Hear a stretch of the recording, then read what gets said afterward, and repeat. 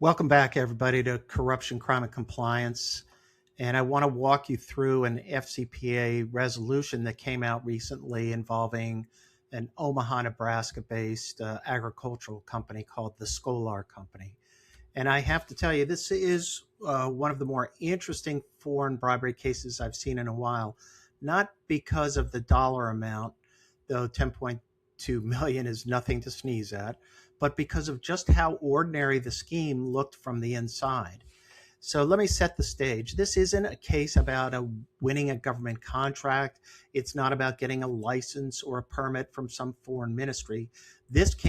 Case came out of a routine cross-border logistics scheme. And Scoular ships corn and other agricultural products from the United States into Mexico. And under Mexican law, those shipments get inspected at the border for dirt, soil, and other impurities. Makes sense, okay? That's a normal regulatory function. But here's how it went wrong. Between 2013 and 2019, when Mexican inspectors found that prohibited material, dirt, soil, contamination, Scoular, they found this. Scoular employees authorized their customs brokers to pay off the inspectors so the trains could cross anyway. And I want to really sit with the simplicity of this scheme because that's the lesson. The brokers paid about $2,000 per train, just a flat, consistent, almost boring, immaterial number. Then the brokers turned around and invoiced Scoular for reimbursement, describing the charge as a, quote, reinspection fee. And Scoular paid those invoices routinely for 6 years. Now, I've seen other cases like this. There were medical device companies at the Mexican border where the distributors were engaged in certain bribery payments, and they tended to be around this amount for getting customs and getting things through customs into Mexico. Secondly, this is a fairly vanilla case in the sense of it just relates to customs fees.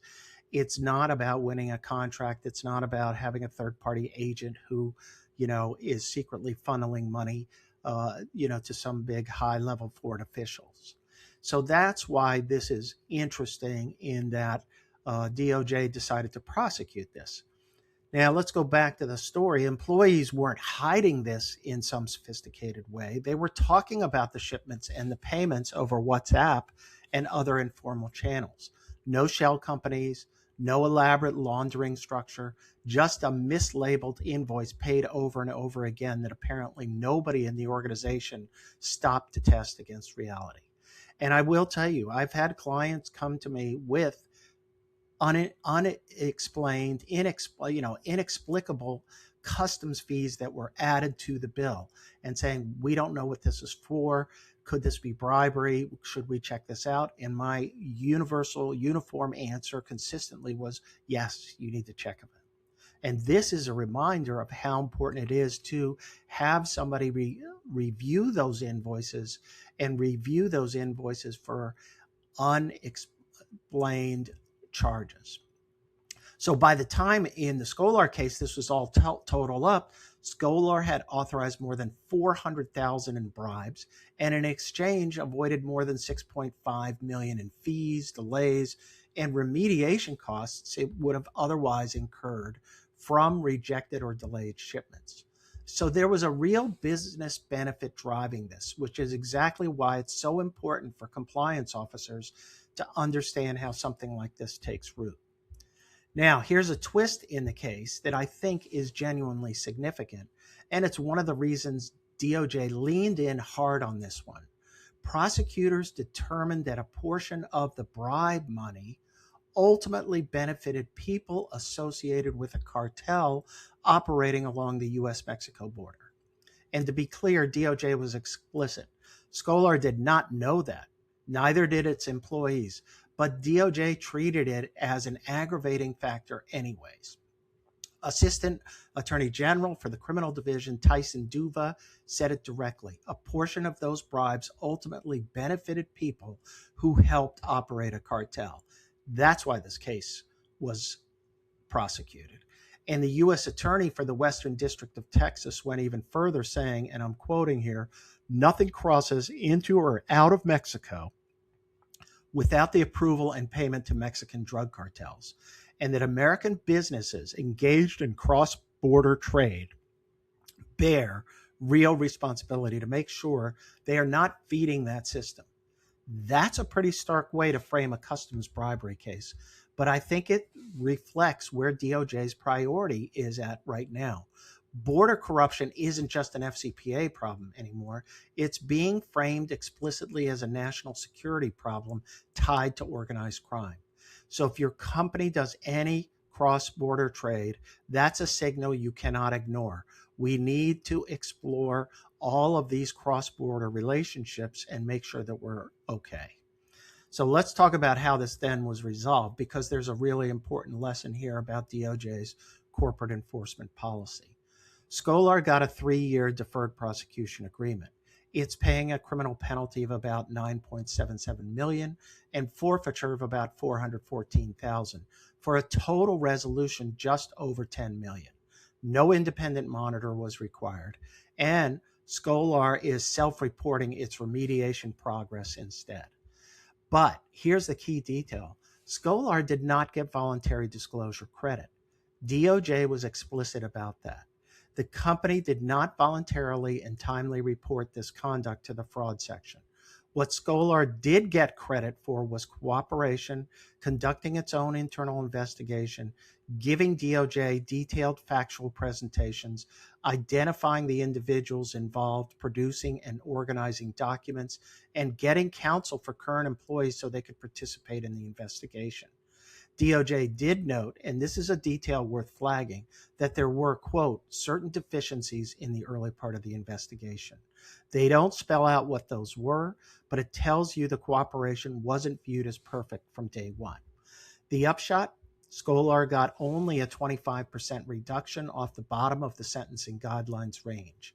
That's meaningful, but it's a lot less generous than full voluntary disclosure credit would have gotten them. And that gap, ladies and gentlemen, is worth millions of dollars. This is a recurring theme I keep coming back to on this show. Voluntary disclosure and cooperation are not the same thing.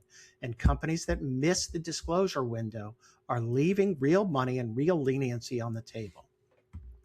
Now let's talk about remediation, because Scoular's remediation efforts were actually pretty substantial, and I think they're instructive for anybody rebuilding a program after a similar discovery. They brought in an external assessment of their compliant program maturity and did a dedicated anti-corruption risk assessment. They restructured their entire compliance function and added senior leadership oversight over both compliance and business operations. They eliminated the customs brokers tied to the reinspection payments entirely, just cut them out. They strengthened risk-based monitoring, added software tools to actually track it. They rewrote their code of conduct and their anti-corruption, conflicts of interest, and third-party management policies. They added audit rights and anti-corruption clauses into third-party contracts, and they revised their financial controls around high-risk transactions and rolled out targeted training.